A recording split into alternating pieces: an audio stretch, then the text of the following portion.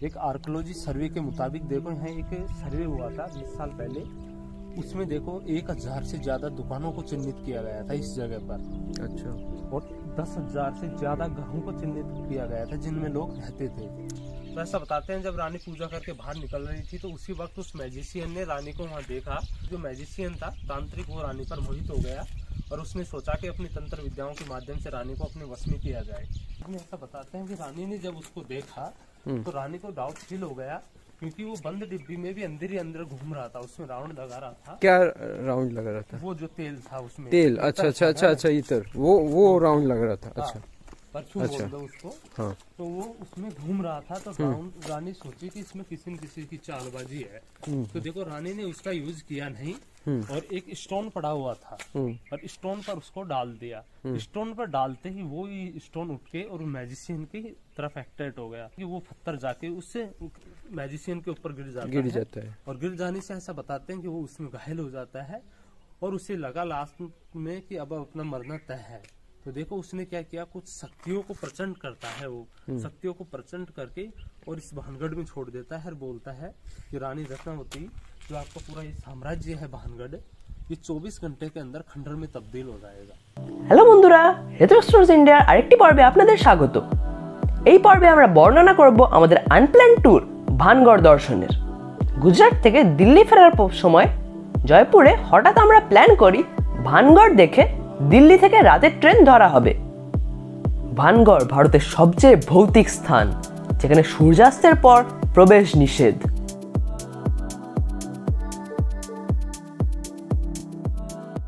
জয়পুরে আসবো আর রাওয়াতে ব্রেকফাস্ট করব না, এটা হতেই পারে না। রাওয়াত জয়পুর স্টেশন থেকে 1 কিলোমিটার দূরে অবস্থিত।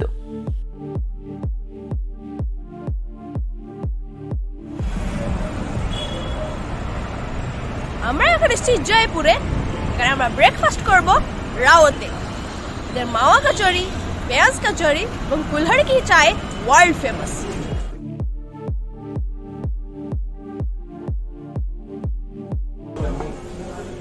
সামনে এগুলো পেঁয়াজ কচুরি, এগুলো আমরা টেস্ট করবো, এগুলো খুবই টেস্টি।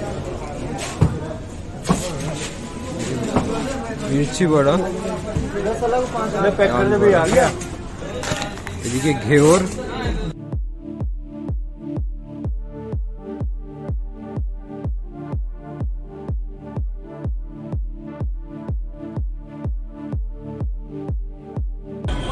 এটি এখানকার কুলহাড় কি দুধ। এই কুলহাড় বা মাটির কাপে দেওয়া হয়েছে, পিস্তা দেওয়া হয়েছে এবং অনেক কেসার আছে। ক্রিমি টেস্ট, রাওয়াতের খাবার সত্যি অ্যামেজিং। আমরা এখানে অনেক বছর আগে একবার এসেছিলাম, তখনও টেস্ট ভালো ছিল, এখনো অ্যামেজিং।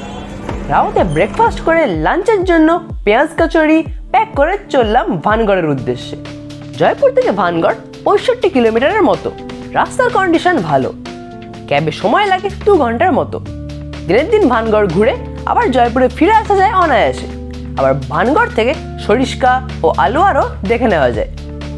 ভানগড় ফোর্টের আগে পড়ে গোলাকা বাসের রাজস্থান মূর্তি কলা উদ্যোগ। এখানে মার্বেলের মূর্তি তৈরি হয়। 100 টাকা নিল। এখানকার এই লোকাল লোকেরা আর কি করছে।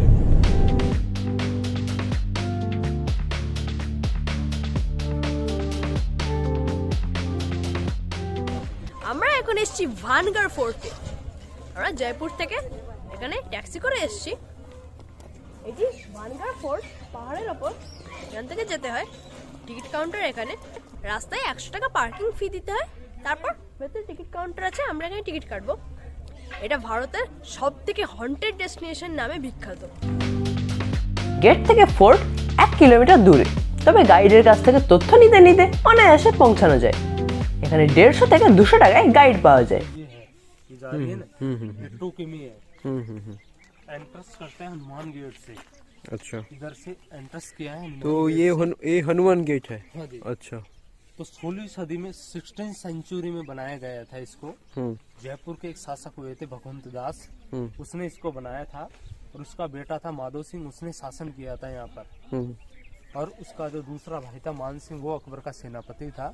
जो अकबर जो सेनापति था अकबर का मान सिंह, वो हल्दी घाटी के युद्ध में नेतृत्व किया था अकबर की तरफ से राणा प्रताप के खिलाफ। तो देखो इस वॉल में 5 गेट होते थे पहले।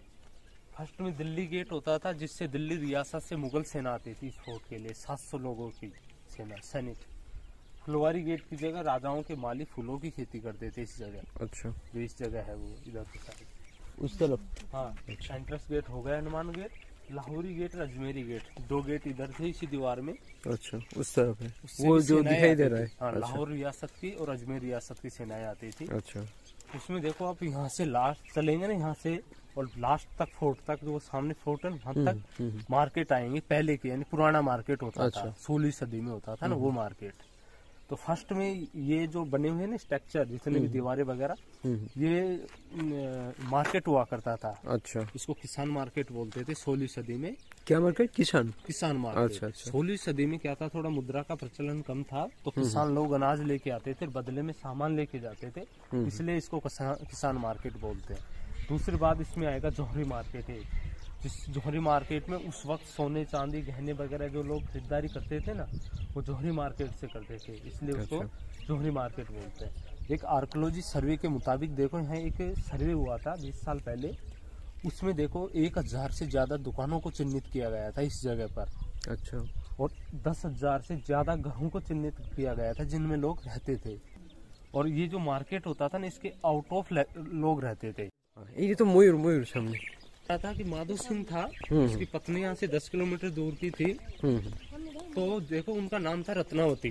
तो देखो एक मंदिर है वहाँ, सोमेश्वर महादेव का मंदिर है वहाँ पर। अच्छा। आगे तो उसमें देखो रानी पूजा करने के लिए आती थी कंटिन्यू। सोमेश्वर महादेव के मंदिर में जब रानी पूजा कर रही थी, तो उस वक्त इस क्षेत्र का एक बहुत बड़ा मैजिशियन था जिसका नाम था सिंधु सेवड़ा।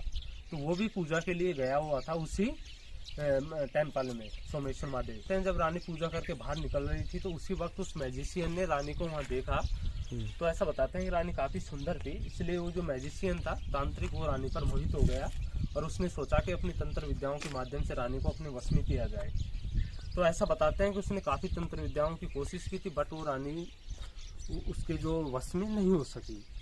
तो उसके बाद में ऐसा बताते हैं कि उसने कुछ अपनी और योजनाएं बनाई। तो देखो वो फोर्ट था, फोर्ट के आसपास उसने कुछ गुप्तचर छोड़े। गुप्तचर छोड़ने के बाद में देखो जो ये ऊपर बना हुआ है ना, ये पहले वॉच टावर होता था, इसको चेक पोस्ट भी बोलते हैं ऊपर जो बना हुआ है ना ये। अच्छा, से पहले सैनिक लोग खड़े होकर देखते थे कि भाई दूसरी सेना किसी भी कारणवश फोर्ट पर या लोगों पर अटैक ना कर दे, इस पर्पज से बनाया गया था वो। तो देखो उसके आसपास जाके और उस मैजिशियन ने रानी के कुछ इवेंट्स वगैरह, कुछ उसकी जो एक्टिविटी जुटाना प्रारंभ किया उस मैजिशियन ने। तो ऐसा बताते हैं रानी की कुछ जो कमियां वगैरह थी वो उसके हाथ लगी मैजिशियन के। और उसके बाद ऐसा बताते हैं कि कमियां ये थी कि जब भी रानी श्रृंगार करती थी ना, तो अलग अलग इत्र का यूज करती थी। तो देखो उस मैजिशियन ने इसी अकॉर्डिंग अपनी योजना बना ली है कि यहाँ देखो पहले गार्डन होता था एक। अच्छा, तो गार्डन में केवड़े के पेड़ आते हैं और केवड़े से देखो जो पुष्प आता है ना केवड़े में, उसका बनता है जो एकदम, कहने का मतलब है जो सेंटेड चीजें होती है ना, जैसे अगरबत्ती हुई, परफ्यूम हुई, जैसे आजकल गुलाब वगैरह में डालते हैं, उसको काफी चीजें में यूज होता है। तो देखो उसी केवड़े से, उसी पुष्प से उस मैजिशियन ने एक इत्र बनाया।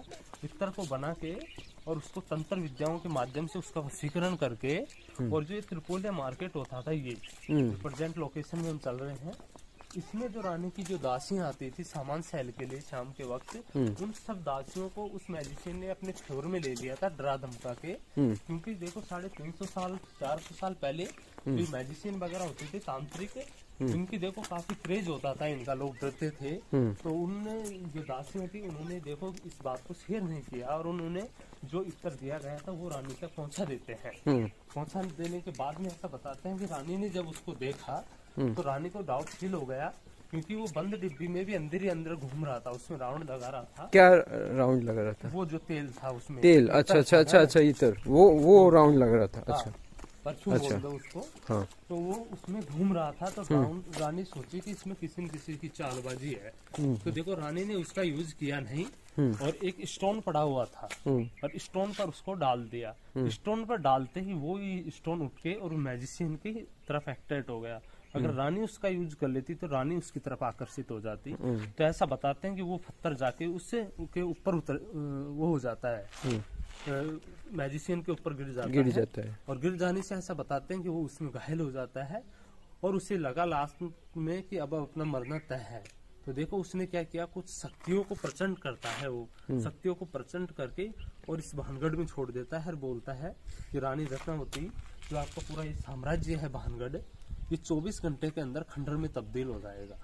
ये बात बोलकर उसकी डेथ हो जाती है। ये जो पूरा वाक्य हुआ था, घटनाक्रम हुआ था, ऊपर जो चेक पोस्ट बना हुआ है ना, उस जगह पर हुआ था। उन्होंने राजा को बताया, सैनिकों ने आके। उसके बाद में देखो ये जो पूरी पॉपुलेशन थी भानगढ़ की, उसमें ये बात फैल जाती है। तो ऐसा बताते हैं कि जो भी ये बात फैलती है पूरे नगर में, तो देखो एक तरह से यहाँ भगदड़ मच जाती है। तो देखो यहाँ से 60-70% तो लोग निकल जाते हैं और 30-40% लोग यहीं रह जाते हैं। तो ऐसा बताते हैं कि 30-40% लोगों ने ये बात सोचा था कि ऐसा कुछ नहीं होने वाला, मैजिशियन एक तरह से अफवाह मार के और वो मरा है। तो ऐसा लगता नहीं है कि ये पूरा 24 घंटे में एकदम डिस्ट्रॉय हो जाएगा। उसके बाद में देखो ऐसा बताते हैं कि 24 घंटे की जब अवधि समाप्त होती है ना, तो यहाँ एक साइक्लोन जैसा तूफान आता है, भारी बारिश होती है, जिसके चलते देखो यहाँ एक बहुत बड़ा बवंडर आता है, जिसके चलते देखो पूरा मार्केट बना हुआ था, लोगों के घर बने हुए थे, हवेलियाँ बनी हुई थी, पूरा फोर्ट बना हुआ था। तो देखो किसी के ऊपर भी छत नहीं रही। यहाँ पर आप नोटिस करेंगे इस बात को कि किसी के ऊपर भी आपको छत दिखाई नहीं देंगी। तो ऐसा बताया जाता है कि उस बाउंडर में वो छतें गिर गई थी, जितने भी लोग थे यहाँ उनकी सबकी डेथ हो गई थी। तो ऐसा बताते हैं कि जो लोग उस वक्त मारे गए थे उन्हीं की यहाँ आत्माएं एक तरह से विचरण करती हैं, क्योंकि उस वक्त उनकी मोक्ष प्राप्ति के लिए किसी भी प्रकार का क्रियाक्रम विधि विधान नहीं हुआ। इसीलिए देखो इसको भूतों का किला कहा जाता है, भूतों का भानगढ़ बोला जाता है। उसके बाद देखो भूतों की नगरी के नाम से धीरे धीरे जब फेमस हुई, तो इसमें बड़े बड़े जो पैरानॉर्मल एक्सपर्ट होते हैं विदेशों के, कनाडा से एक टीम आके उन्होंने रिसर्च किया है यहाँ पर, और उनके जो यंत्र होते हैं जिनको सेंसर बोलते हैं, जो पैरामीटर बताते हैं कि नेगेटिव पॉजिटिव एनर्जियाँ, उसी क्रम से ऐसा बताते हैं कि उन्होंने इस बात को प्रूफ किया कि रियल में यहाँ पर नेगेटिव एनर्जियाँ विद्यमान है। तभी इसको इंडिया का पहला हॉन्टेड पैलेस घोषित किया गया। अब देखो ये हॉन्टेड में दूसरे तीसरे नंबर पर आता है। हॉन्टेड के मामलों में वो इंडिया का पहला है और एशिया का दूसरे नंबर पर है हॉन्टेड के मामलों में।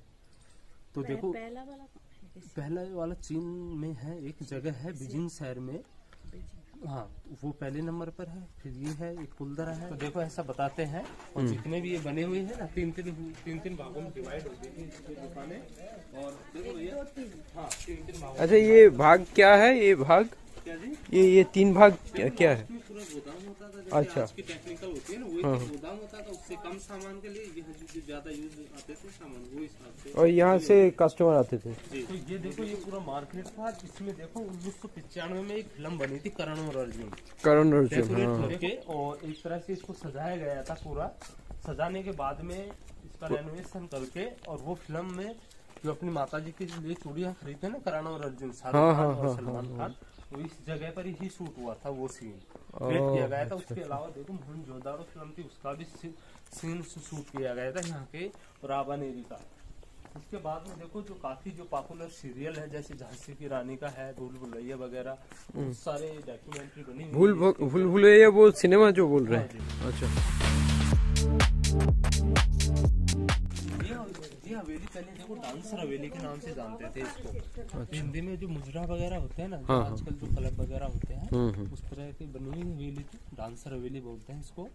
देखो करण अर्जुन मूवी में जो करण को सपने में अपना पुराना घर दिखाते हैं ना, तो देखो इसी घर को दिखाया गया था उसमें। करण अर्जुन की बाकी शूटिंग पूरी 70% इसी एरिया में हुआ है उसका। अच्छा हाँ, ये जो अजबगढ़ बता रहा था, वो लास्ट में जो खंडर दिखाते हैं ना, वो अजबगढ़ के होते हैं। अच्छा। वो रेलवे स्टेशन पर आता है ना शाहरुख खान, वो मार्केट था जो यहाँ से थोड़ी दूर पड़ता है, 30-35 किलोमीटर दूर पड़ता है।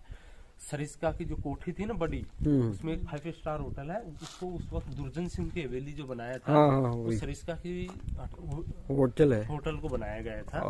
और उसके बाद में देखो जो माइंस की जो खाने वगैरह काम करते हैं ना, वो हम पास में है 25 किलोमीटर दूर। देखो पूरा ये अलवर जो जिला पड़ता है ना, वो इसी जगह पर। ভানগড়কে যে ফিল্মটি বিখ্যাত করেছিল সেটি হলো শাহরুখ ও সলমান খানের করণ अर्जुन। जैसा प्रतीत होता है आज भी यहाँ पे। लाइव शो के मतलब? लाइव शो जैसा कोई आयोजन हो रहा हो। अच्छा अच्छा, रात को यहाँ रहते हैं लोग? नहीं, बाहर से देखते हैं ना, जैसे जो दीवार है ना, हाँ हाँ, उधर पीछे जो लोग रहते हैं हाँ हाँ, वो अच्छा अच्छा, गार्ड वगैरह होते हैं, तो आज भी देखो इनमें तरह तरह की आवाजें वगैरह आती हैं आज भी। अच्छा अच्छा, जो देखो आवाजें वगैरह तो खूब सुनते हैं। প্রথমে আছে পুরনো বাজার, তারপর জহুরি বাজার, তারপরেই ফোর্ট। আমরা এখন ভারতের সব থেকে হন্টেড ডেস্টিনেশন ভানগড় ফোর্টে এসেছি। পেছনে যেটা দেখতে পাচ্ছেন ওইটাই ভানগড় ফোর্ট। আমরা এখন ভানগড় ফোর্টের ভেতরে আছি। উপরে ওটি একটি ওয়াচ টাওয়ার। और इसमें देखो करण अर्जुन मूवी में जो गाना आता है ना, बंधन तो प्यार का, सुनाओ तो हाँ, सूरज कभी दूर गगन से, तो उस सॉन्ग में देखो इसको पूरा दिखाया गया है। करण अर्जुन वहाँ से दौड़ते हुए जाते हैं और उनकी माँ के चरणों में गिरते हैं वहाँ से, और दौड़ते हुए वहाँ तक जाते हैं, तो उस पूरे गाने में इसको दिखाया गया है। उसके बाद में देखो वो सोमेश्वर महादेव का मंदिर है ऊपर, उसको देखो पंचमुखी महादेव भी बोलते हैं, उसको पंचमुखी महादेव बोलते हैं। और उसमें देखो काली माता की मूर्ति लगा के और जो पूजा अर्चना की जाती है जय काली माँ की, जिसमें अमरीशपुरी होते हैं। और वो लास्ट वाला जो सॉन्ग, लास्ट के पहले जो सॉन्ग था, हाँ, करण अर्जुन आएंगे, हाँ, उनकी माता जी के द्वारा याद करती है ना वो माता को कि करण अर्जुन आओ हेल्प करो, वो सीन उसमें शूट किया गया था। देखो ये जो मंदिर है इनमें देखो मूर्ति वगैरह नहीं है। अच्छा, उस वक्त बाद में जाके जो ब्रिटिश लोग वगैरह आए थे ना, तो इनमें देखो इस नीलम की मूर्तियां थी और वो चुरा के ले गए, तो उसके बाद में इनमें पूजा अर्चना बंद है। এখানে সব মন্দির নাগারা স্টাইলে বানানো।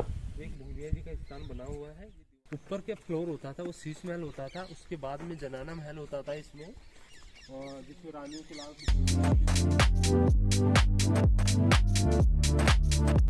पूरा ये डिस्ट्रॉय हो गया, अंडर में तब्दील हो गया पूरा ये। আমরা এখন ভানগড় ফোর্টে ঢুকবো। এই ফোর্টের অরিজিনালি 7টা তলা ছিল, কিন্তু এখন শুধু 3টে তলায় আছে। উপরে অনেক মহল ছিল, জেনানা মহল, আয়না মহল, সেগুলো ধ্বংস হয়ে গেছে। আমরা গাইডের থেকে রোমহর্ষক গল্প শুনতে শুনতে এগিয়ে গেলাম। সত্যি অবিশ্বাস্য। इसी वो केवड़ा जो बोलता है इसी बनता है? इसी से बनाया था उसने परफ्यूम है, जिसे गार्डन था जिसमें केवड़े केवड़े के पेड़ है सारे। এইগুলো কেওড়া গাছ, এই কেওড়া জল হয়। বলা হয় যে এই গাছটা দিয়েই এখানকার ম্যাজিশিয়ান লাভবসন বানিয়েছিলেন। दीवाने खास होता था, ये दीवाने आम होता था। अच्छा, तो राजाओं की जो पब्लिक मीटिंग वगैरह होती थी ना, और उनके द्वारा जो कहने का मतलब संधि समझौते वगैरह होते थे, वो सारे इवेंट यहाँ होते थे। और ये जो दरवाजे से बने हुए हैं इधर जाली लगी हुई, पहले नहीं होती थी। वहाँ से रानियां खड़ी होकर देखती थी जो भी इवेंट होता था ना यहाँ, क्योंकि चलती हुई सभा में उनको अलाउ नहीं होता था जाना, इसलिए ये बना हुआ है। ये लास्ट फ्लोर है, तीसरा फ्लोर है, ये लास्ट फ्लोर है। लोग पहले हर फ्लोर में जाने के लिए इनको भी ऊपर से बंद कर। तो ऊपर 4 फ्लोर गिर गए? हाँ, 3 फ्लोर के लिए। 3 फ्लोर गिर गए? हाँ, ऊपर 3 फ्लोर होते थे, शीश महल, जनाना महल और दासियों के फ्लोर होते थे। अच्छा, तीनों नहीं है इसमें। अच्छा, पूरा डिस्ट्रॉय है कहने का मतलब। ऐसा देखने के लिए, बताने के लिए भी कुछ नहीं होता। এখানে না এলে এখানকার অস্বস্তিকর অনুভূতি ভাষায় প্রকাশ করা সম্ভব নয়। ये लास्ट फ्लोर है। अच्छा, ये होता था इसी का, इसका दूसरा भाग भी है। जो लोग ऊपर ट्रैकिंग करके जाते हैं ना वॉच टावर पर, इधर से लोग जाते हैं, इधर से ये रास्ते से। अच्छा, वैसे प्रॉपर कोई रास्ता नहीं है, ये पूरा खंडर में तब्दील है। ये पहले एक जलकुंड होता था जिसमें लोग यहाँ के जो दासियों के लिए इसमें स्नानघर की व्यवस्था होती थी। देखो ये जलकुंड जो 350 साल पहले खंडर में तब्दील हुआ था, इसके बगल में जो वो छतरी है ना ब्लैक, वो बाबा बालूनाथ ऋषि की है, तपस्या करते हैं। कौन सा?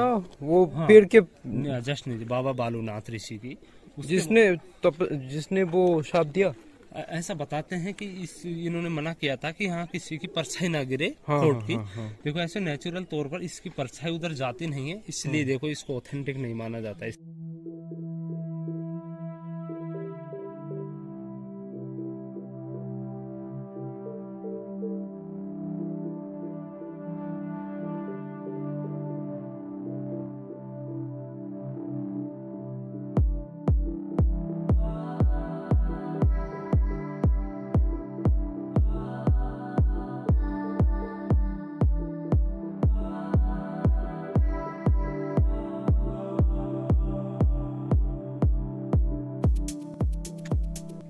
আমরা এখন রাজস্থানের সব থেকে হন্টেড ডেস্টিনেশন ভানগড় ফোর্টের সব থেকে উঁচু তলাতে এসেছি। এটা এখন পর্যন্ত যাওয়া যায় সব থেকে উঁচু তলা, তবে এর ওপরেও আরো 3টে তলা ছিল যেগুলি এখন ধ্বংস হয়ে গেছে। চারিদিকে ভাঙা ইট পড়ে আছে, টাইম মেশিনের মতো লাগছে। ওই দিক থেকে খুব সুন্দর ভিউ আসে চারিদিকে, আর এটি একটি পাহাড়ের ওপর। এদিকে একটি মন্দিরও আছে, এর ওপরেও যাওয়া যায়, তার জন্য সিঁড়ি আছে। আমরাও উপরে যাওয়ার চেষ্টা করব, কারণ ওপর থেকে খুব সুন্দর ভিউ আসে। ওদিকে একটি ওয়াচ টাওয়ারও আছে, যা ট্রেকিং করে যাওয়া যায়।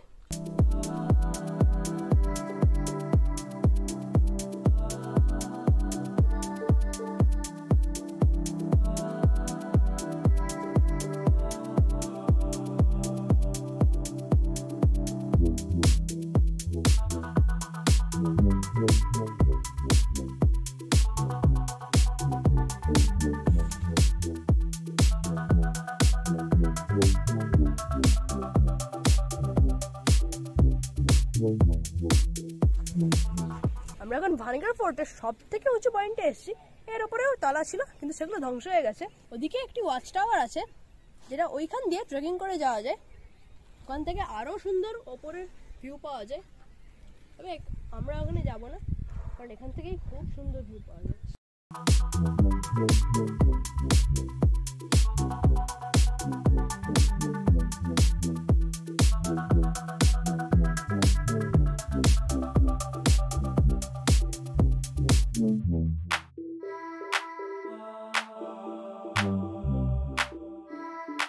এগুলি ফোর্টের ধ্বংসস্তূপ, তবে এর ওপর যে ডিজাইন এবং রং ছিল ফোর্টের একটি এরিয়াতে এখনো বোঝা যাচ্ছে। এখানে সাদা মার্বেল এবং তার উপর খুব সুন্দর ডিজাইনগুলো এখনো আছে। দেখুন এখানটা কত সুন্দর ডিজাইন। এই সুড়ঙ্গে নাকি যারা প্রবেশ করে তারা ফেরে না, গাইড তেমনটাই জানালো। তাও কৌতূহলবশত প্রবেশ করলাম, কিন্তু একটু ভেতরে প্রবেশ করতেই মোবাইলের ক্যামেরা বন্ধ হয়ে গেল। অনেক চেষ্টা করেও স্টার্ট হলো না। গাইডের সতর্কবার্তা মনে ছিল, তাই বেশি ভেতরে না প্রবেশ করে ফিরে এলাম। পেছনেরটা কাম করছে, কিন্তু সামনেরটা কাজ করছে না। দেখো দেখো তোমার ক্যামেরা ছবিটা ফিক্স হয়ে গেছে। আবার এক বিভ্রাট, এটিও খুব অদ্ভুত ব্যাপার, এমনটা এর আগে কখনো হয়নি। এবার ফিরতে হবে। ফোর্ট দেখতে আমাদের সময় লাগলো 2 ঘন্টার মতো। এখান থেকে সরিষ্কা টাইগার রিজার্ভ ও আলোয়ার কাছে। রাতে আমাদের বাড়ি ফেরার ট্রেন আছে দিল্লির আনন্দ বিহার স্টেশন থেকে। আমরা এখন জয়পুর থেকে দিল্লি যাচ্ছি। এখানে এক্সপ্রেসওয়ে আছে, 4 লেনের খুব সুন্দর এক্সপ্রেসওয়ে। রাস্তায় সরষের ক্ষেত এবং আরাবল্লী পর্বত দেখা যাচ্ছে, খুবই মেমোরেবল যাওয়া। পথে হুমায়ুনের সমাধি, অক্ষরধাম মন্দির নজরে পড়ল।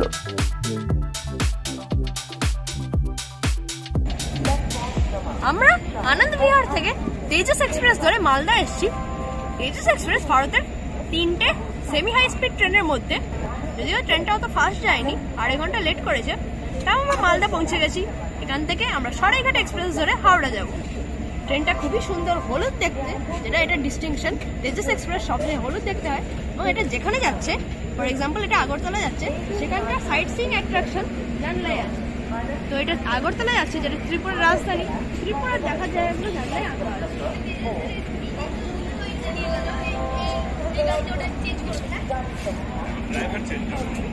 ট্রেনে আরো একটি ভৌতিক ঘটনা ঘটল। ওয়্যার ইজ মাই ট্রেন অ্যাপে আমাদের ট্রেনের যাত্রাপথ অন্য দেখাতে শুরু করলো। আমরা কনফিউজ হয়ে যাই যে ট্রেনটা কোথায় যাবে। যাই হোক, এইসব অস্বাভাবিক ঘটনার মধ্যে আমরা পৌঁছে যাই হাওড়া স্টেশনে, যেখানে আমাদের গুজরাট রাজস্থান ট্যুরটি শেষ হয়। বন্ধুরা, আবার দেখা হবে পরের মেঘালয় ট্যুরে। আমাদের চ্যানেলটি ভালো লাগলে প্লিজ সাবস্ক্রাইব করবেন এবং ভিডিওগুলি লাইক এবং শেয়ার করবেন। আপনার যদি কোনো প্রশ্ন থাকে কমেন্ট বক্সে লিখতে ভুলবেন না। বাই, দেখা হচ্ছে পরের ট্যুরে।